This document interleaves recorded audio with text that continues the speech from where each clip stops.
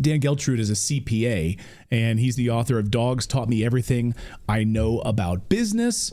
And Dan joins us now to talk about this. Dan, so is this going to work? Is this going to work? Is this going to really stick it to the man? What's your take on this?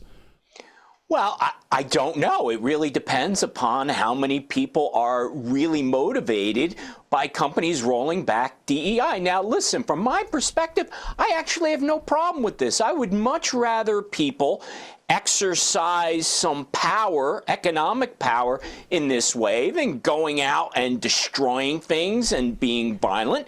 So if there's enough people that believe in this cause, then you may have some of these companies feeling some pain, and then they'll have to make an assessment as to whether it's enough pain to change course or whether it doesn't hurt at all. Now, let's look at this.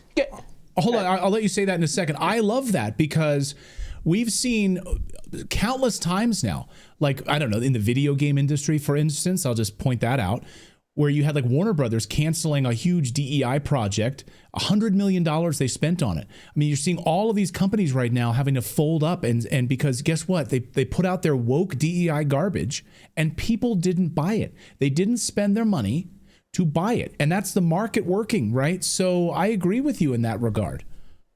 Yeah, that's to me how it should be. And look, we've seen things happen quite effectively in terms of the power of the purse. So let's look at Bud Light, for example, which was probably the greatest marketing error ever committed. So they went in a direction and their consumers said, hey, no way. We don't want to be part of this type of thing.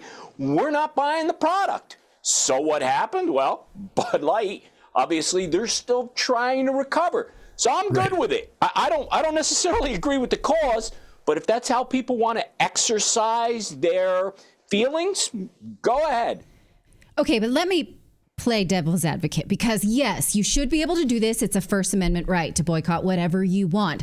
The problem I have with that is that it could lead to stakeholder capitalism, which means that these companies are then practicing politics in order to appease activists, and stakeholder capitalism is what has become so problematic. So what they're asking for is stakeholder capitalism back, right?